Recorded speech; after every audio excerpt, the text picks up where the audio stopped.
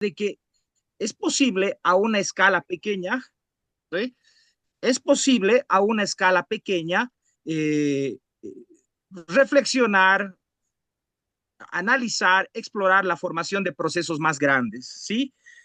Eh, y bueno, o sea, el último trabajo que he realizado justamente aparte de testimonios para analizar el proceso de formación de una clase trabajadora aymara en la ciudad del Alto.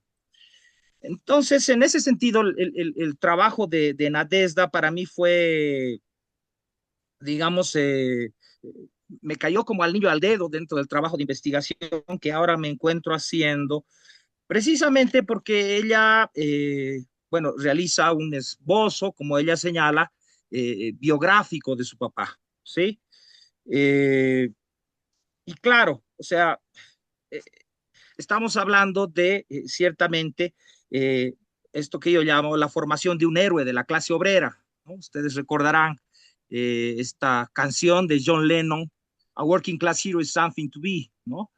Eh, Pienso que esa canción John Lennon de alguna manera la escribió en reacción precisamente a esta idea de que los proletarios, los explotados, son don nadie. Es el discurso, digamos, coloquial, cotidiano de la ideología dominante, la idea de estos que no tienen dónde caerse muertos, ¿no? Los albacos, entre comillas, por ejemplo, para referirse a los albañiles en nuestro medio. Y bueno, o sea, John Lennon te está diciendo, no, ser un héroe de la clase obrera es ser realmente alguien, ¿no? Y yo creo que en una buena medida el trabajo de Nadezhda nos muestra eso. O sea, es decir, la grandeza que hay en torno a eso que es precisamente ser un héroe de la clase obrera, ¿sí? Ahora, esto ciertamente no fue de ningún modo un hecho consumado, sino que fue un devenir histórico. O sea, y para mí particularmente esto es lo que me interesa, o sea, es decir, como un estudiante universitario y luego un profesional que, bueno, en el círculo, por ejemplo, en el que yo me muevo y nos hemos movido los que hacemos actividad académica, podría ser caracterizado como un intelectual de la clase media, una persona que dentro de los mismos testimonios que hacían sus colegas era un intelectual de altos quilates. Pero ¿cómo es que una persona que procede del ámbito intelectual pues se proletariza, ¿no? ¿Cómo es que termina convirtiéndose en un héroe de los trabajadores, ¿no? Esto es digamos, la principal, digamos, motivación que ha motivado, que ha, digamos, orientado en una buena medida mi lectura de este trabajo, ¿sí? Y bueno, voy a tratar de alguna manera responder a partir de los elementos que he logrado rescatar del libro a esta cuestión, ¿sí? Que diré, para mí es una cuestión sociológica, ¿sí? O sea, que la vea a una escala micro. Es importante un poco situar, hay que ver, o sea, hay ciertos hechos que son muy importantes rescatar como antecedentes, ¿sí? En el año 1928, ustedes recordarán precisamente, dos intelectuales marxistas, en este caso estoy hablando de Ricardo Anay y José Antonio Arce, van a participar de la redacción del programa de la Federación Universitaria Boliviana, ¿sí? Eh, y claro, este es un antecedente importante, yo diría, en tanto muestra el primer intento de soldar a la universidad con los trabajadores, ¿sí? Este programa que va a ser, digamos, uno de los antecedentes fundamentales de la después, digamos, conquista de la autonomía universitaria, es un antecedente importante en tanto muestra una tentativa de proletarización de las capas intelectuales, ¿sí? Una aproximación es un periodo, 1928 es un periodo de mucha agitación política, es una década donde los intelectuales, gente de las universidades van formando organizaciones obreras, ¿no? Eh, y bueno, ¿por qué menciono este antecedente? O sea, porque, claro, o sea, concretamente, Fernando Bravo James va a ser, digamos, el principal, digamos, eh, protagonista de esto que se va a llamar ya en los años 40, el pacto universitario minero, el pacto universitario con los trabajadores, que es ciertamente un antecedente clave de lo que después va a ser la redacción de la tesis de Pulacayo, y que te muestra justamente esta tentativa, o sea, es de cómo la pequeña burguesía en cierto momento puede llegar a proletarizarse, a ser asimilada como parte de, ¿sí? La propia clase obrera, al menos sectores de los estudiantes y de las capas intelectuales, ¿sí? En el caso de Fernando Bravo James, podríamos decir, y en sus propios antecedentes, yo lo que logro ver, al menos en los elementos que nos presentan a Desda, hay en principio una especie de construcción mítica en torno al personaje que ciertamente ha tenido que tener mucho peso dentro de su propia historia familiar. Eh, los relatos que, por ejemplo, mencionaba su madre, la forma en la cual conoció a su padre, esto fue en el contexto de la masacre de Catavi de 1942, cuando observa que está saliendo una marcha de estudiantes, se están acercando a la plaza, pasan por el palco y ahí observan a las autoridades locales, y ahí aparece un joven gritando contra el masacrador, ¿no? El masacrador de Catavi.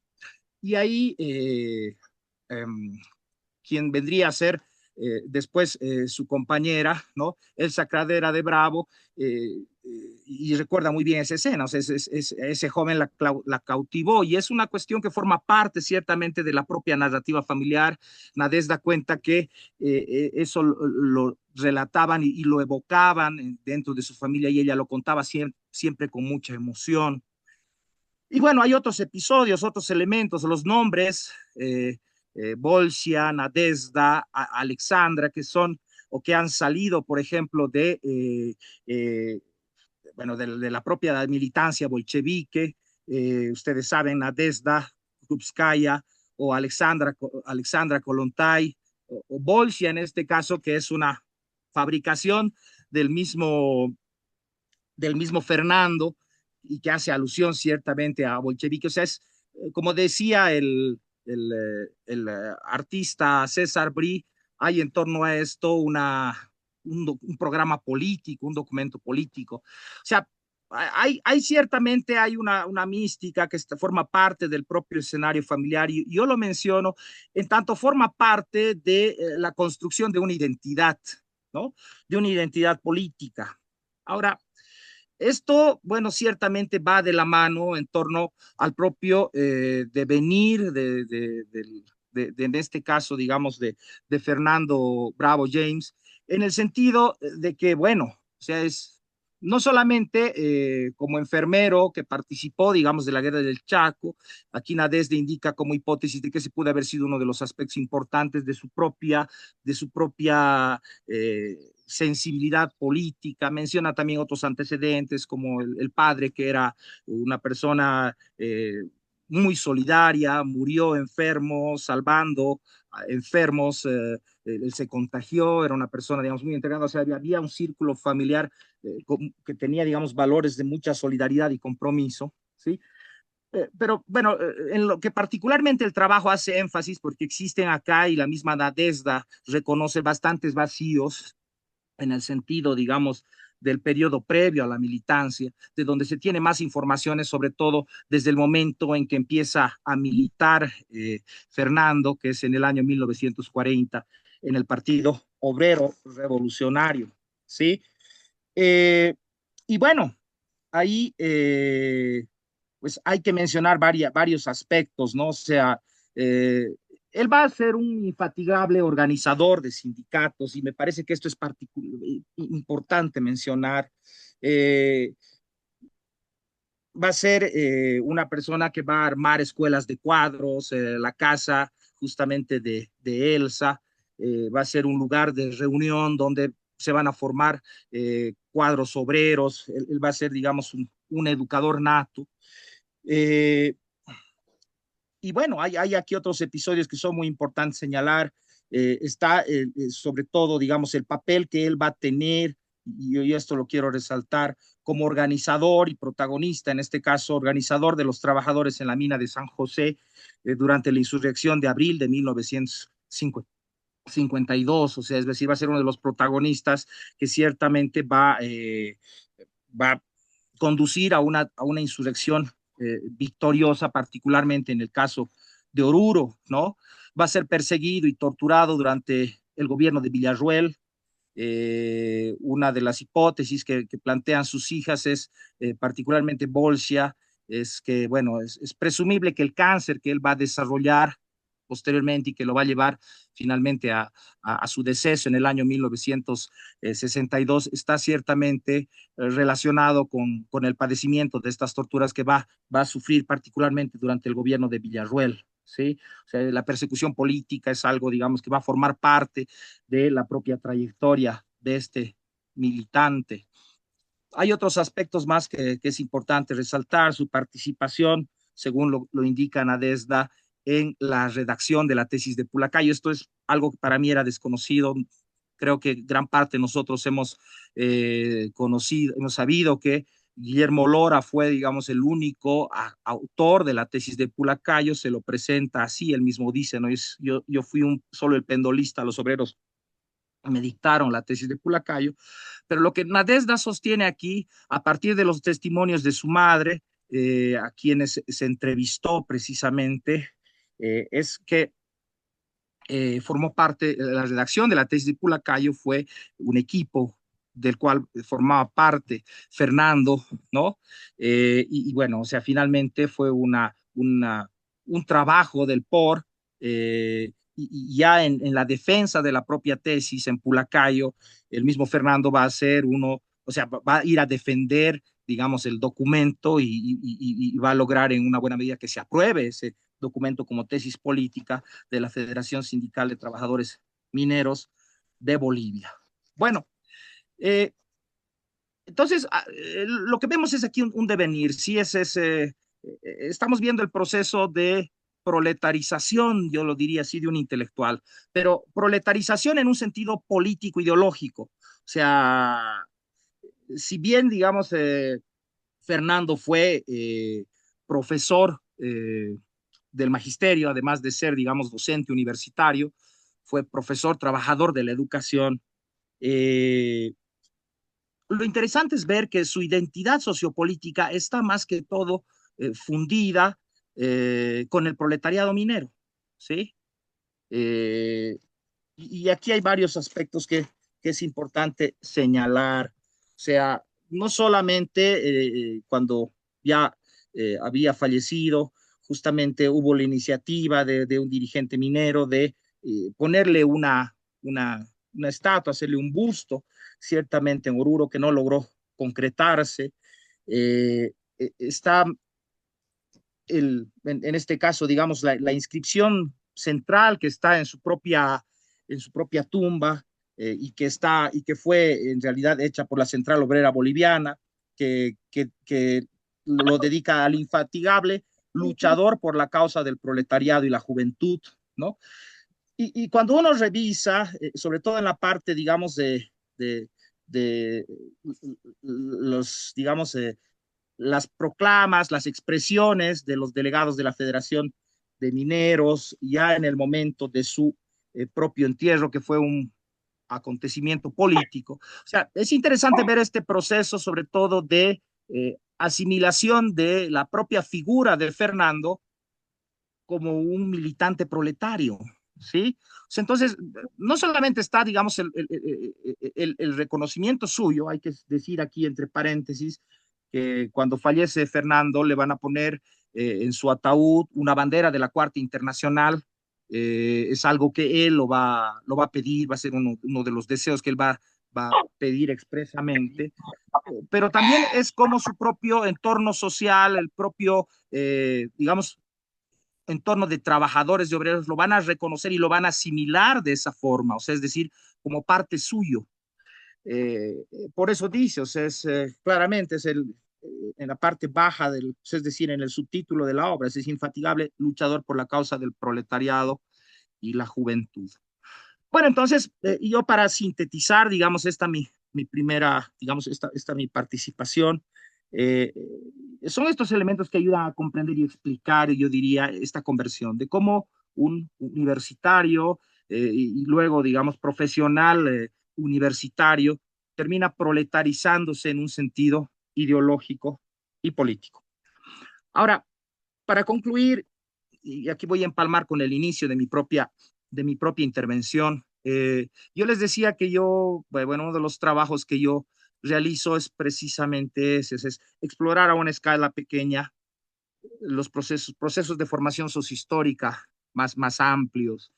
Eh, y ciertamente el devenir de Fernando Bravo te muestra algo que desde un punto de vista teórico se discute mucho y se ha discutido bastante en el ámbito de la caracterización de lo que es la clase obrera, ¿sí? Eh, una de las discusiones clásicas es si la clase obrera es solamente una colocación en el proceso de producción. Eso es algo que uno lo encuentra abundantemente desde los escritos de Lenin hasta las definiciones de Lora. Es la definición de que el proletariado es fundamentalmente una clase desposeída de medios de producción. O sea, pero bueno, el aporte, diremos, de Edward Palmer Thompson dentro de esta discusión es señalar que la clase social no es solamente una colocación en el proceso de producción social, sino que es al mismo tiempo el resultado de un proceso de asociación, de formación de organizaciones, de grupos de interés, de mutuales, y finalmente de la adopción de una identidad sociopolítica, es decir, de una conciencia de clase, de la visión de un nosotros frente a un ellos.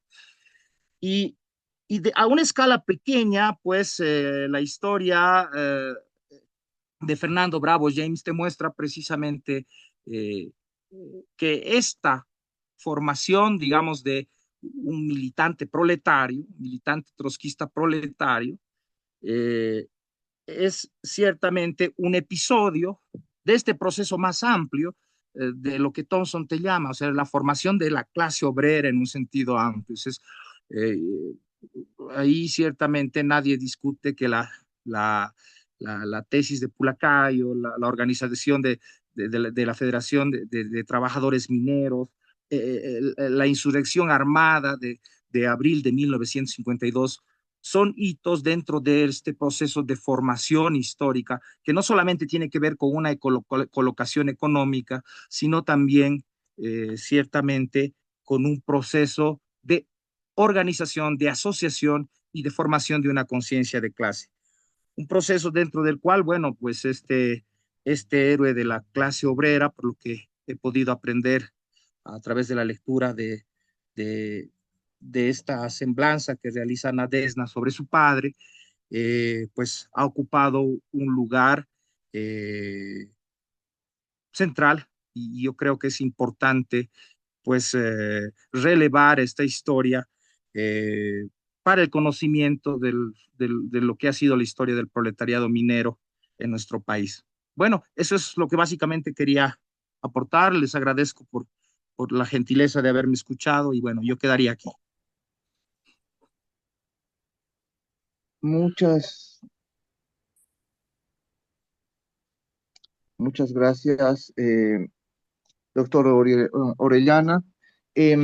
Vamos a ceder la palabra a doña Nadezhda Bravo Cladera, autora del libro Fernando Bravo James, como él se llamaba, hemos averiguado este dato. Okay.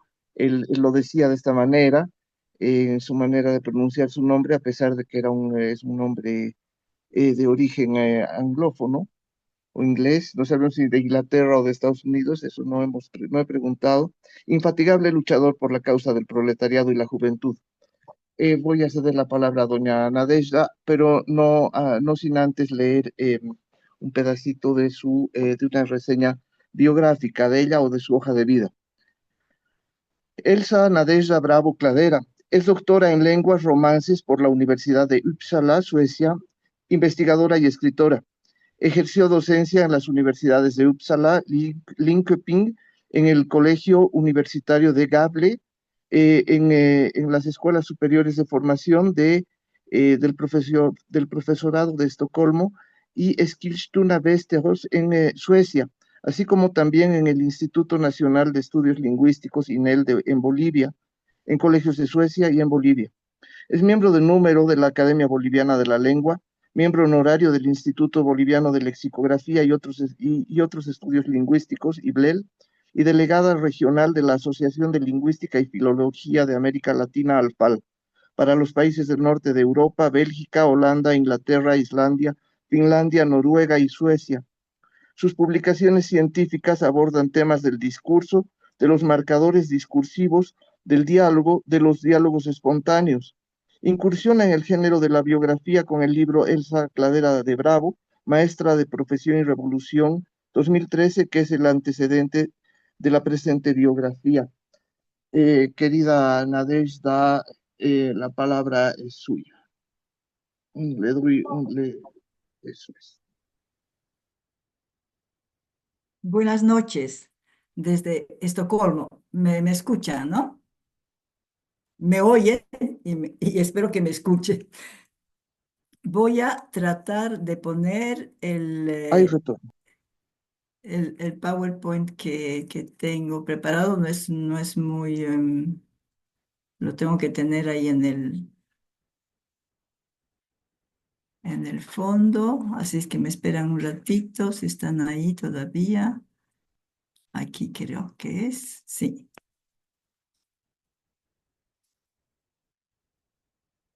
Bueno, vamos a ver si logro.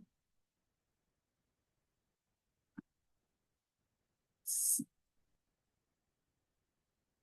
Bueno.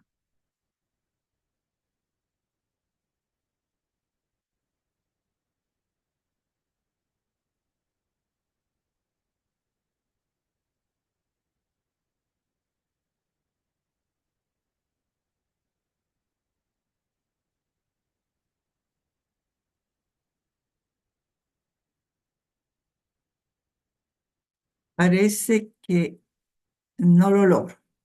Bueno, continúo. Estoy muy agradecida a los asistentes a este evento por su interés en la presentación del libro Fernando Bravo James, Infatigable, luchador por la causa del proletariado y la juventud. Tack till de som inte kan så mycket spanska och bestämde sig för att deltaga i denna evenemang. Agradezco al profesor Dr. Lorgio Orellana por su lectura y presentación del libro. Al director de Plural Editores, don José Antonio Quiroga, por auspiciar esta presentación, por haber publicado el libro, por el trabajo profesional y calificado que ha realizado en su diagramación. A la Academia Boliviana de la Lengua, a su directora, la doctora doña España Villegas Pinto, por auspiciar la presentación. Al académico don Hugo César Boero Cablin, secretario de la Academia Boliviana de la Lengua, por haber aceptado ser el moderador de este evento y por contribuir a la transmisión telemática a través de Zoom. Agradezco al Instituto de Terapia e Investigación sobre las Secuelas de la Tortura y la Violencia de Estado, ITEI, a su directora doña Emma Bravo Cladera, al doctor don André Gautier, por auspiciar esta presentación.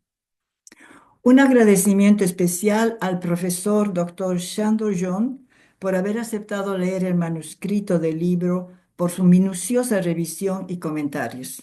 Cualquier falta en el resultado final del libro es solo responsabilidad mía. Agradezco a quienes con sus escritos recuperaron la memoria de Fernando Bravo James. A José Antonio Borda, que publicó en 1962 un vehemente artículo en El Mundo de Cochabamba intitulado Falleció Fernando Bravo, docente y luchador sindical. En 1963, el periódico Lucha Obrera, a través de su editor, le dedica un artículo con el título Fernando Bravo vive en el pensamiento y el corazón de los militantes trotskistas. También en 1963, Jorge Barrón Feraudi en un esbozo monográfico de la Facultad de Economía de la Universidad Técnica de Oruro, escribe que fue, entre comillas, un intelectual de altos quilates, político honesto e infatigable luchador social al lado de las mayorías nacionales. En 1970, Jaime Amonsabel publica en el diario un artículo intitulado Fernando Bravo James, una vida ejemplar. En 1971, Pierre Franck, en su publicación La quatrième internationale contribution à l'histoire du mouvement trotskiste, escribe unas líneas recordatorias sobre Bravo James. En 2003, James Dunkerley nombra a Bravo James en su libro Rebelión en las Venas. En 2009, Sandor John recupera la memoria de Fernando Bravo James en su libro intitulado Bolivia's Radical Tradition, Permanent Revolution in the Andes, y en su versión en español de 2016 con el título El trotskismo boliviano, revolución permanente en el altiplano. Agradezco a la memoria de aquellas personas cuyas palabras resonaron en el sepelio de Fernando Bravo James. A Enrique Salinas, delegado de la Federación Sindical de Trabajadores Mineros de Bolivia, a Sabino Tito Atahuichi, de la Central Obrera Boliviana, al doctor Nava Morales, en representación de la Universidad Mayor de San Andrés, al representante del Centro de Estudiantes de la Facultad de Ciencias Económicas de la Universidad Mayor de San Andrés, a Hugo González Moscoso, secretario general del Partido Obrero Revolucionario, a Jaime Bravo, representante de la Federación de Maestros Urbanos de La Paz, al profesor Villarroel, dirigente del Magisterio, al doctor Octavio Lazo de la Vega, representante de Acción Potosina, a José Navarro de las células del Partido Obrero Revolucionario. Agradezco a quienes me dieron sus testimonios sobre Fernando Bravo James, a Leonor Vega de Martínez, a Ríder Alfredo Morales Almanza, que fueron estudiantes en los cursos de economía que Bravo James dictó en la Facultad de Ciencias Económicas de la Universidad Mayor de San Andrés. Agradezco a la profesora Olga Vázquez, que guardaba buenos recuerdos de cuando Bravo James viajaba a las minas y pudo en alguna ocasión conversar con él. A Dionisio Coca, por haberme referido sobre las actividades de mi padre en las minas cuando llegó a Estocolmo. Agradezco la memoria de mi madre, doña Elsa Cladera de Bravo, quien ha contribuido con sus escritos, testimonios y grabaciones que han sido invalorables documentos en la confección del libro. A mis hermanas, Emma Bolcha Bravo Cladera y María Alexandra Bravo Cladera, por su contribución al libro con sus escritos y recuerdos. Un agradecimiento especial a Alexandra por su linda acuarela sobre Fernando Bravo James. Finalmente, y en primer lugar, agradezco a la memoria de mi esposo, el profesor magíster Anders Nilsson, por su inestimable colaboración, apoyo moral y comprensión en todo el proceso del libro. Asimismo, agradezco el apoyo moral y colaboración de mis hijos Fernando y Ricardo Nilsson Bravo. Ricardo es el creador de la invitación. El porqué del libro. A través del libro he querido dejar mi granito de arena en la historia de nuestro país, Bolivia. No he querido dejar en el olvido la formidable personalidad de Fernando Bravo James, su vida y actuación como político, educador, catedrático y sindicalista. Lo enfatizo. Fue un político convencido y consecuente con la ideología del Partido Obrero Revolucionario de tendencia trotskista. Bravo James se integró a este partido en la ciudad de Oruro en 1940 y militó en él hasta su muerte. Fue un luchador infatigable en contra de las injusticias sociales, comprometido, como lo decía él mismo, abro comillas, con la carne y huesos de los trabajadores mineros, cierro comillas. Fue un magnífico profesional, con palabras de Jorge Barrón Feraudi, entre comillas, un intelectual de altos quilates, que enseñó con entusiasmo en la Universidad Técnica de Oruro, en la Universidad Mayor de San Andrés y en las escuelas de Bolivia. Su labor como sindicalista fue intermitente. Allí donde había explotados, allí estaba Bravo James para formar sindicatos. Muchos de sus alumnos y estudiantes formarán con el tiempo parte de la Federación Sindical de Trabajadores Mineros de Bolivia y de la Central Obrera Boliviana. El subtítulo del libro, Infatigable luchador por la causa del proletariado y la juventud, que sintetiza la labor de Bravo James, lo escribió la Central Obrera Boliviana para su sepelio y figura en su lápida en el mausoleo de maestros del Cementerio General de La Paz. Un segundo motivo para escribir el libro es el de la hija. La presencia de mi padre con su influencia política, intelectual, moral, ha dejado huella imperecedera en mi formación personal. Desde niña me sumergí en los libros de la biblioteca de mi padre. Las reuniones políticas, las que tenían lugar en nuestra casa, daban la posibilidad de conocer a los militantes del partido de mi padre y las ideas que allí se ventilaban. Los temas políticos estuvieron siempre presentes en todo momento en mi diario vivir. Para mí ha sido la impronta que no se ha borrado a través del tiempo. Como hija suya y testigo de su labor, decidí dedicarle esta obra. Las memorias esbozadas en el presente libro sobre mi padre son el marco escogido por mi persona. Un tercer motivo para escribir el libro fue el hecho de que ya había escrito la biografía de mi madre. Cuando escribí el libro sobre Elsa Cladera de Bravo, maestra de profesión y revolución, la figura de mi padre se presentaba con fuerza en su desarrollo. Pensé que debía escribir sobre mis padres, pero los materiales sobre Fernando Bravo James eran menores que aquellos sobre Elsa Cladera de Bravo. Sin embargo, me propuse dedicarle un libro aparte. Finalizo ahora esta obra prometida y varias veces anunciada. Disposición y partes importantes del libro. El libro sigue una línea cronológica de la vida de Fernando Bravo James. Está dividido en 10 capítulos y tiene además una sección de fotografías y apéndices. En el capítulo 3 se visualiza la figura de Elsa Cladera Encinas. Se citan sus palabras en su encuentro con Fernando Bravo James. El encuentro de Elsa y Fernando en 1942, cuando Bravo James entraba a la cabeza de una manifestación en la Plaza 10 de Febrero de Oruro, dando mueras al masacrador de Catavi, captó la atención e interés de Elsa.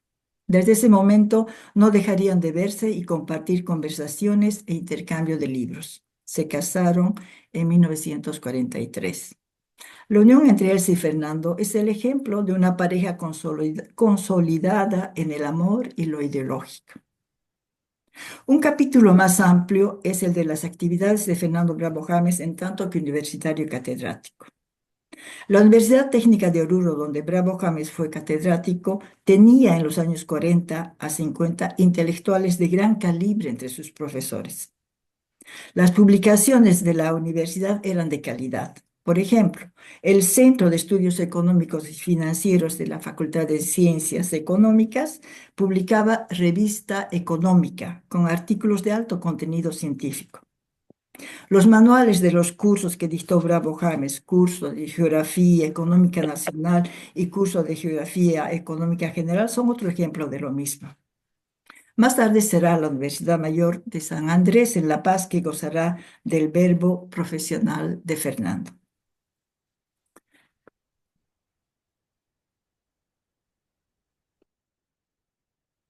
Un capítulo central es el de Fernando Bravo James en su compromiso con los trabajadores bolivianos.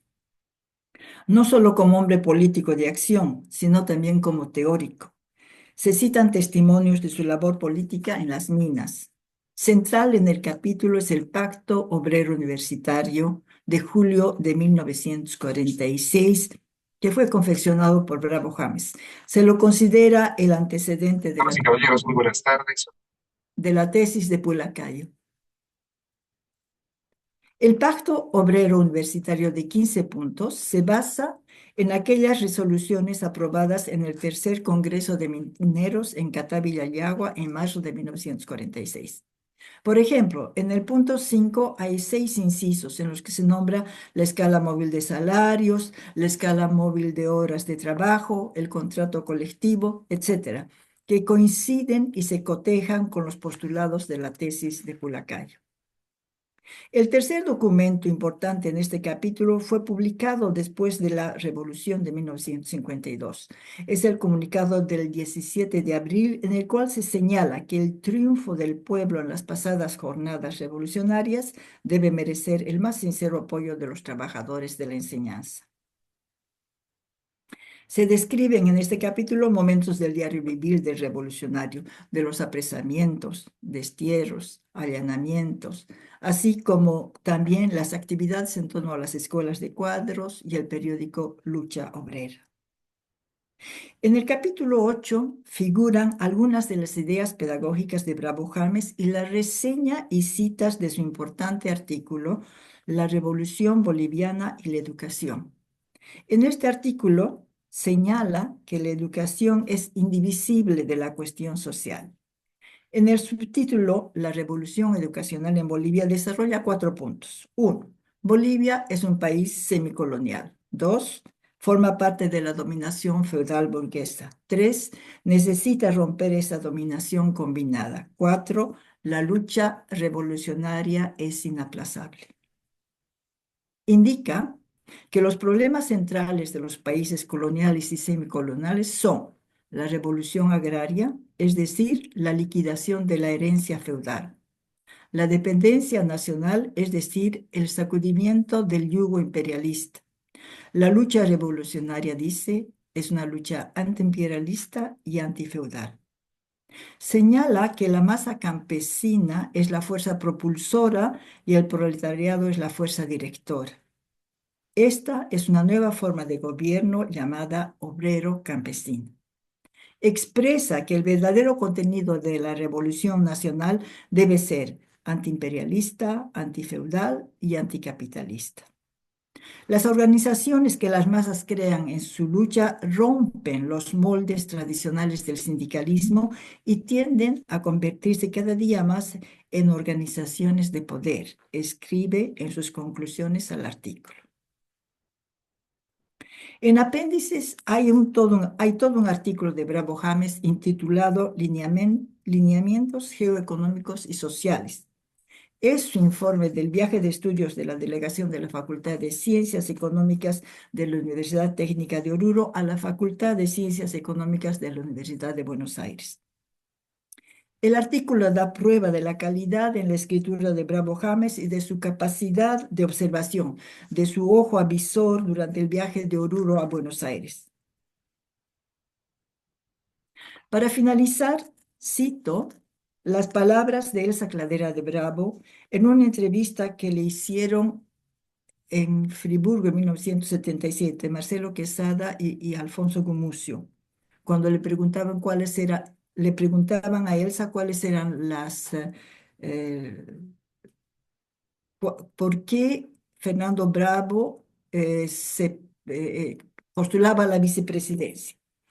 Elsa dice al final, era un hombre, entre comillas, era un hombre muy considerado como un hombre capaz, un hombre de una visión clara, un hombre honesto. Además, tenía una trayectoria de lucha y es por eso que tiene ascendencia en su partido. Cierro comillas. Gracias.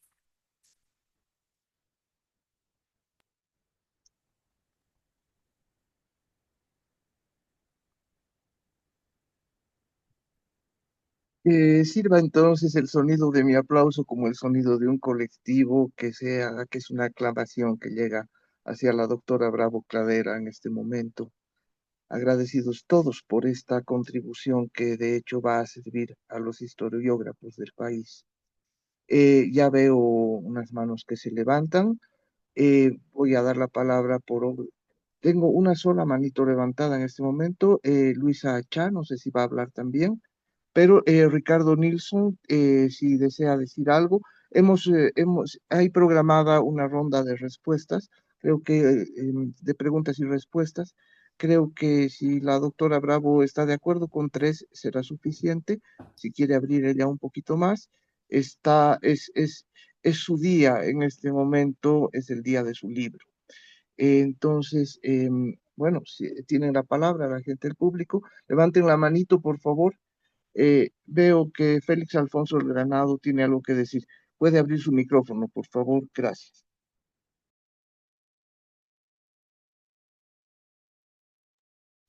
Don Félix Alfonso del Granado, abra su micrófono, no se lo escucha. Ahora se me Ahora sí, escucha, ¿no? Quiero así es. felicitarla primero por su hermoso libro y por el padre brillante que ha tenido. Un hombre muy admirado por mi padre y por mi tío Ricardo Anaya, primo hermano de mi mamá. Mi tío Ricardo comulgaba con lo mismo que su padre, porque ha sido fundador del PIR y es el autor de la reforma agraria en Bolivia. Fue escrita por el Partido de Izquierdas Revolucionario y no por el movimiento. Mi papá también es el político, el poeta de la Revolución Nacional. Él también repartió sus tierras antes de la reforma agraria y fue uno de los 10 fundadores del movimiento nacionalista revolucionario, cuando Otazo era el jefe del movimiento nacionalista revolucionario, y en cada reunión el señor Otazo decía renuncio, renuncio, renuncio, hasta que se paró mi papá y dijo, le aceptamos su renuncia y propongo que el jefe del movimiento nacionalista revolucionario sea el doctor Víctor Paz Estensor. Mi tío Ricardo Anaya ha sido un gran luchador, igual que su padre. Los dos han luchado juntos en Bolivia y han sido grandes personajes del proletariado y grandes defensores de la causa de los injustos. Mi padre decía, la tierra es del que se lo trabaja, y les repartió sus tierras a los campesinos 10 años antes de la reforma agraria. Mi tío Ricardo ha admirado mucho a su padre y yo estoy seguro que han trabajado juntos casi toda su vida. Han sido dos grandes hombres a los cuales debemos respeto y hay que guardarlo siempre en nuestra memoria, y yo siempre lo he admirado desde chico. Mi tío Ricardo a mis 6 años me enseñó un cantito del PIR que decía, eh, camaradas, vive el PIR y nadie más, el partido que al subir nos dará la libertad. Y yo creo que gracias al POR y al PIR, Bolivia ha dado al campesino el derecho al voto y lo ha vuelto un ciudadano igual que todos nosotros. Y la felicito por su libro. Yo me muero de ganas de tenerlo y lo voy a conseguir apenas pueda, y después le voy a hacer un comentario sobre el libro. Mil gracias por su exposición y que Dios la bendiga y la mantenga siempre sanita. Gracias. Muchas gracias, don Alfonso del Granado, y muchísimas gracias por toda esta información que me da, que nos da y que yo no la conocía. Mil gracias. Muchas cosas de las cuales yo no estaba enterada. Mil gracias por su información. El libro está en venta en varias librerías de Cochabamba. Esta tarde mismo voy a ir a comprar uno. Gracias, mil, gracias, mil. Así es que No sé Hugo si César, alguien pues, más. continúa. Sí. Bueno, está en plural editores el libro, o sea que lo van a poder encontrar ahí. No sé si alguien más quiere participar. Doña Tatiana Alvarado Teodorica tiene la palabra. Sí, gracias. Bueno, felicidades por todo este trabajo. Mi curiosidad es cuánto tiempo ha durado este trabajo de investigación que me imagino ha sido, bueno, es un personaje nacional, pero también evidentemente un personaje tan entrañable para ustedes. Em, ¿Cómo ha sido ese proceso, ¿no? de trabajo, de archivo, de redacción del libro, eh, de trato con la objetividad en estos casos en los que nos es tan difícil alejarnos de lo subjetivo?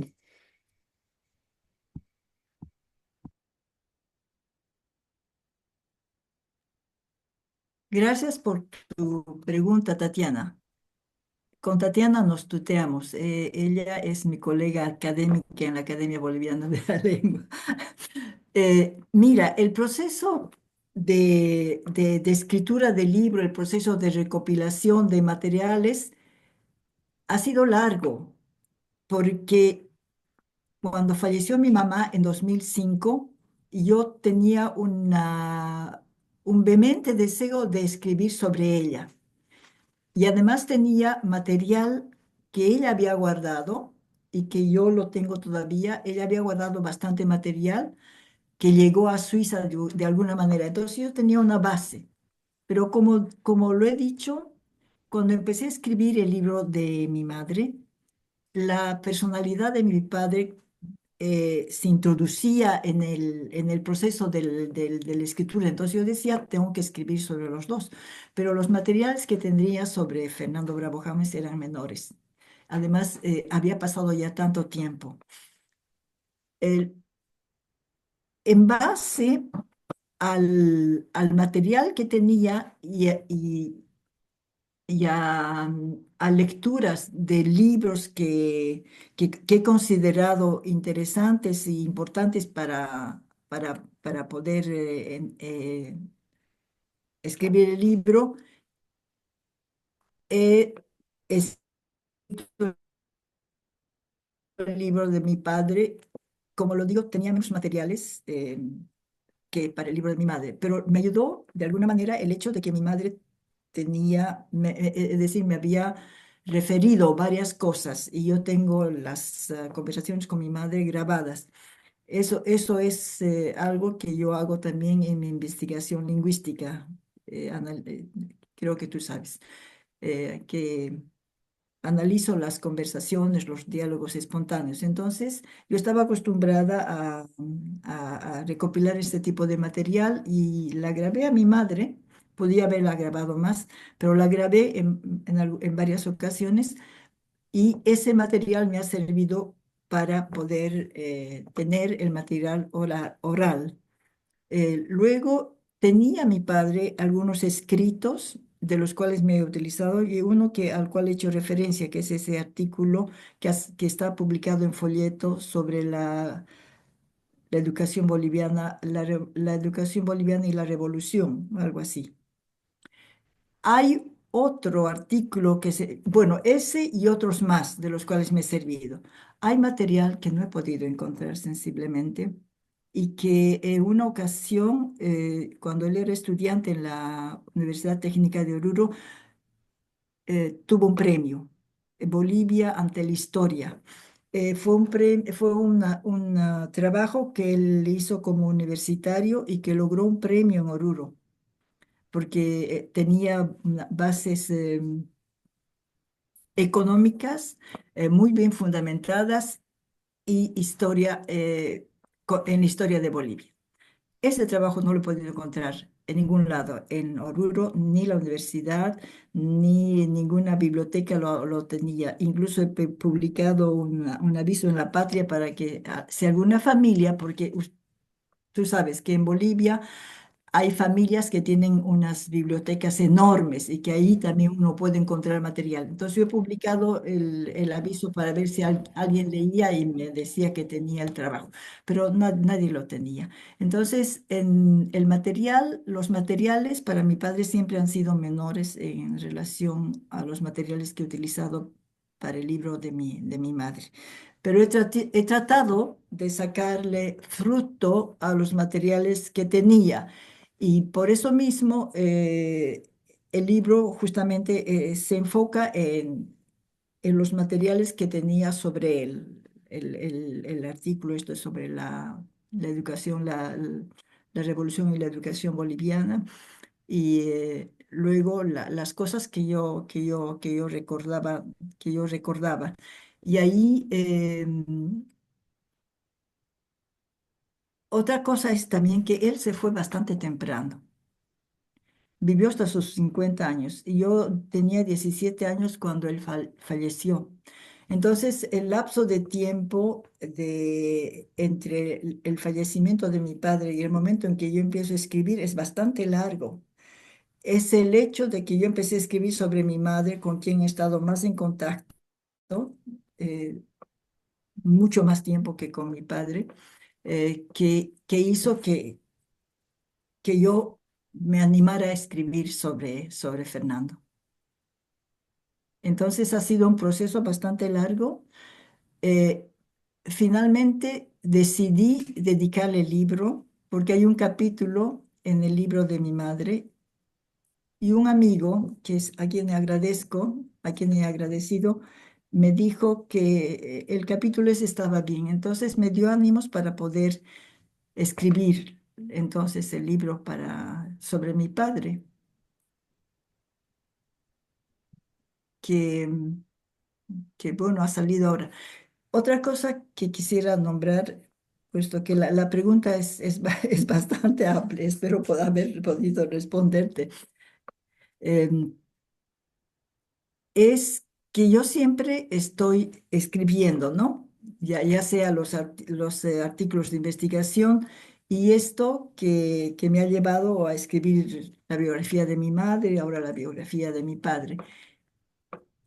Y el periodo en que mi esposo estaba enfermo, yo estaba escribiendo este libro, estaba tratando de terminarlo y lo he terminado, si mal no recuerdo, sí, pone en el libro, en febrero del 2024. Eran unos meses antes de que fallezca mi esposo. Pero así, lo terminé y por eso le agradezco porque él siempre ha sido una persona que me ha apoyado moralmente. En resumidas cuentas, los materiales sobre Fernando Bravo James, mi padre, han sido menores que los que tenía sobre mi madre, sensiblemente. Entonces yo he explotado lo que tenía, todo lo que tenía. Y el proceso de escritura ha sido desde el momento en que escribí el libro de mi madre, que salió en 2013, hasta ahora, es decir, no todos los días, pero siempre que podía. Ha sido así, Tatiana. Gracias. 10 años que han dado un excelente fruto, estoy segura.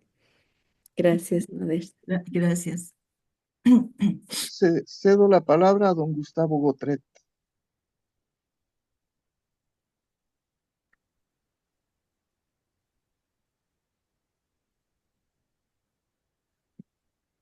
No escucho, no hay audio.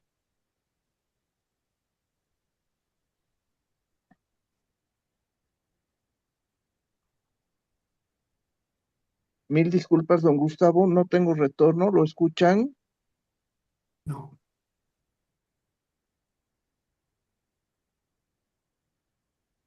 No se lo escucha. No se lo escucha. Mm. Tiene Vuelva a su abrir micrófono cerrado. vuelva a abrir su micrófono, solicitar para reactivación de audio. Hola, ahora sí. Lastimosamente, don Gustavo, no lo escuchamos.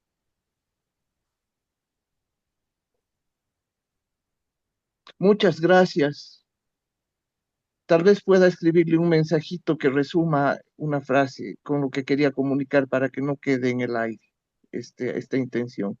Don Edgar Cadima tiene la palabra. Gracias, buenas noches, buenas tardes. Un saludo a todos los presentes, particularmente a las hermanas Bravo, a la familia Nilsson. Soy un amigo de la familia Bravo. Hay una novela cuyo título me parecía siempre interesante, de Torcuato Di Tena, que dice los párrafos torcidos de Dios. Yo hago una analogía a esto y muchas veces digo los caminos torcidos de Dios que han hecho que me encuentre, conozca, tenga una relación de mucha complacencia con la familia Bravo.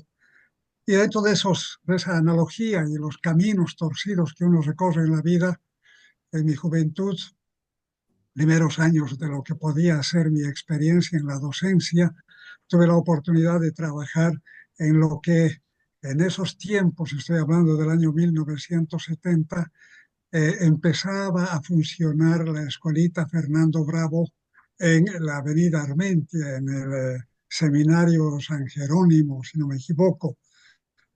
Puedo tener ya la memoria un poco que me falla en ese sentido, pero era una de las primeras aproximaciones que tuve a la personalidad de Fernando, más allá que había tenido indudablemente conocimiento por la familia, particularmente Elsa o Elsa, mamá, Bolsia y Alexandra. No voy a hacer ningún comentario del libro, no he leído todavía, no he tenido el gusto, veré la oportunidad de conseguirlo, pero simplemente quiero felicitar a Nadezhda la valentía, porque se necesita ser muy valiente para escribir biografías mucho más familiares, porque hay un apego y muchas veces la distancia no permite los grados de objetividad que uno desearía. Y entonces es eso lo que felicito y rescato, la valentía y salud, y felicito a Nadezhda y a la familia Bravo, con quien tengo el gusto de compartir directa o indirectamente, y he tenido hace tiempo relación y amistad muy estrecha. Un saludo para todos ustedes y felicidades nuevamente, Nadezhda, Emma y Alexandra, que imagino por alguna razón no se encuentra en este momento. Gracias. Gracias, Edgar. Gracias. Muchas.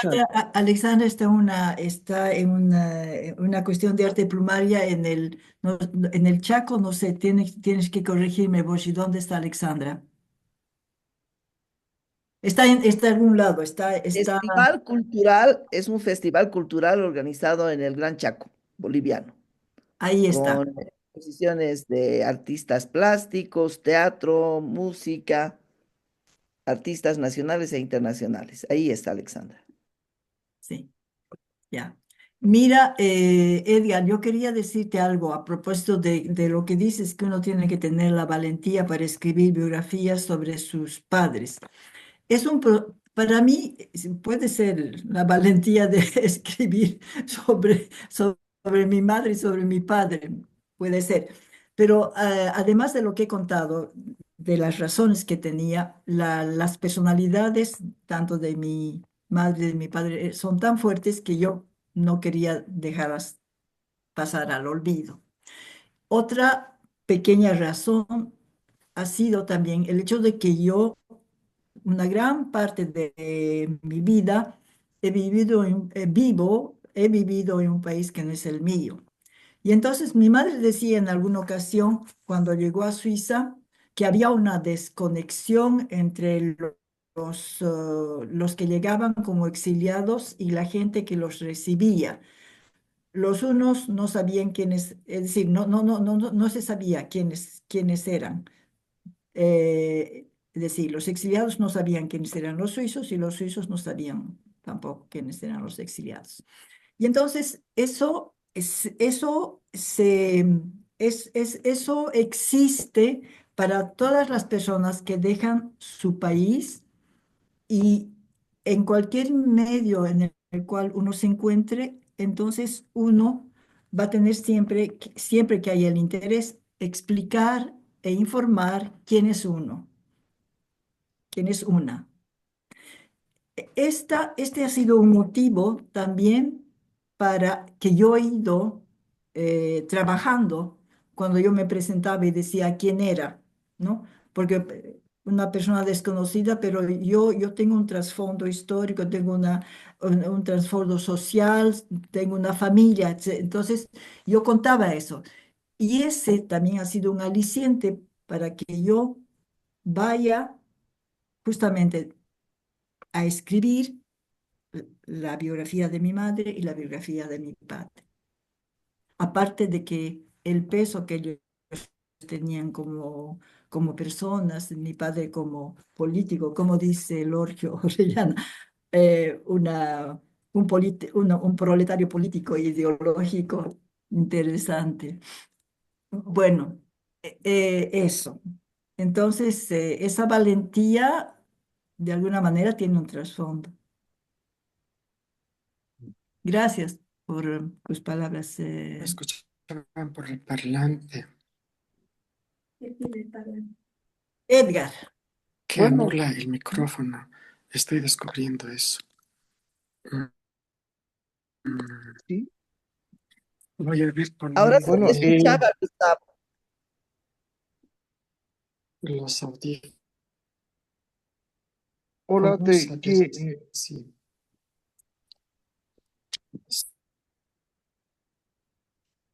Se creo active que el, hay algún tema con el audio, perdón. ¿Alguien el- está tomando la palabra? sí, Creo que es Gustavo, no veo su apellido, que ha Gotret, logrado a ver, hola, activar ¿me su audio. escuchan? Ahora sí. ahora sí. Sí, hola, hola, ¿me escuchan? Sí, Sí, adelante. creo que había un problema con, no podía tener la imagen y el audio. Solo quería agradecer por la invitación. Un saludo desde Cochabamba. Encuentro que esto cierra un ciclo de vida y coraje por parte de los padres de Nadezhda, Alexandra y Borja. Un- Tengo una admiración muy grande por las tres. Una parte importante de mi vida ha sido recorrida al lado de ellas, muy especialmente Borja y familia. Y también la mamá, Elsa Cladera de Bravo, quien me considero yo como una propia madre mía cuando vivía en Friburgo. Solo quiero decirles que para que este ciclo se cierre completamente, hay algo que nadie más podrá hacer. Será bueno añadir un tercer libro que sea el de las hermanas Bravo. Gracias, felicidades nuevamente. Gustavo, gracias. Tú lo conoces a este señor que acaba de retirarse, George Süterli. Es un investigador austriaco. ¿Me escuchas, Gustavo? No, parece que se retiró. Mm, mm. Parece que se retiró porque no hay respuesta. Bueno, es una propuesta hermosa la que se ha recibido en este momento. Falta un tercer libro Sí, para cerrar el... sí, justamente, no es el primero. El señor George Süterli, que es historiador o algo por el estilo, ha estado recopilando material en Bolivia, en Chile, en la Argentina. Está interesado sobre eh, los latinoamericanos que llegaron a Suiza después del golpe de Estado de Pinochet al presidente Allende. Ese es su campo de investigación y él, cuando lo invité, se ha retirado, ha dejado un comunicado. Cuando lo invité, me dice, muy bien, otro libro más sociopolítico, que creo que dijo algo por el estilo. Y el tercero será sobre las hermanas. Justamente, justamente dijo eso también. Pero yo debo decir que el tercero sobre las hermanas tendrá que ser una compaginación en la que cada una de las hermanas escriba su parte. Ay, ya no tengo la valentía de escribir sobre las hermanas.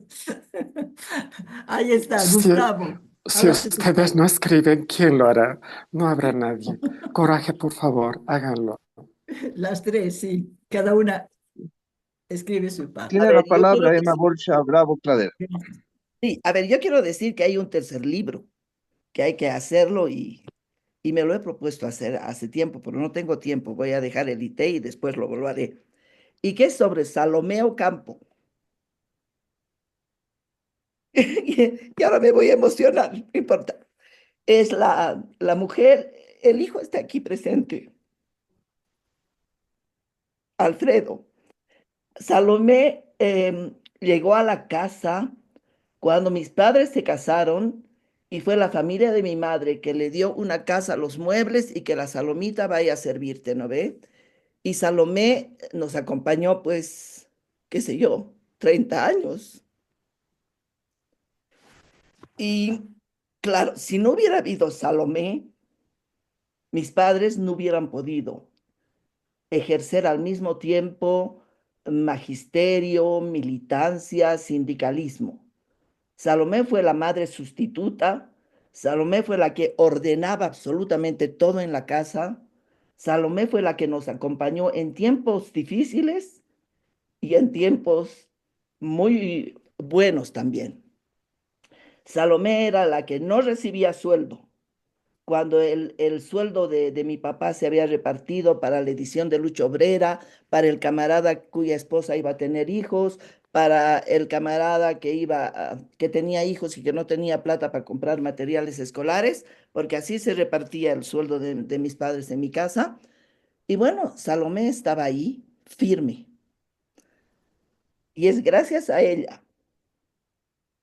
a esta mujer, que mi mamá pudo conciliar vida profesional, vida de trabajo, maternidad, vida de familia, y mi papá también.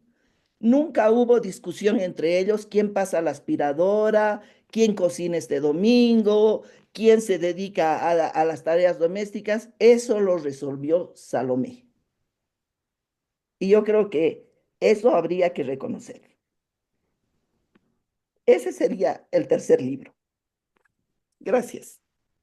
Bueno, con este elogio a la estructura social que permite que pasen cosas, yo creo que damos por finalizado este acto festejando esta gran entrega que tiene mucho de jugoso, es un limón jugoso que va a dar mucho que hablar dentro de los procesos de la historiografía del movimiento obrero y de nuestro país y de las actitudes cognitivas también.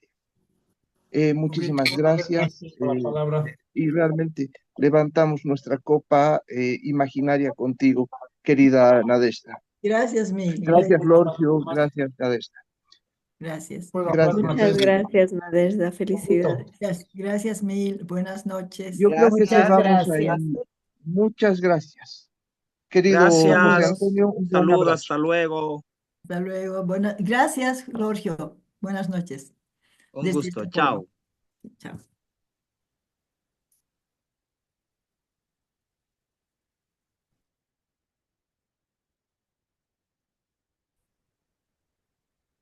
Seré el último en salir para grabar este evento.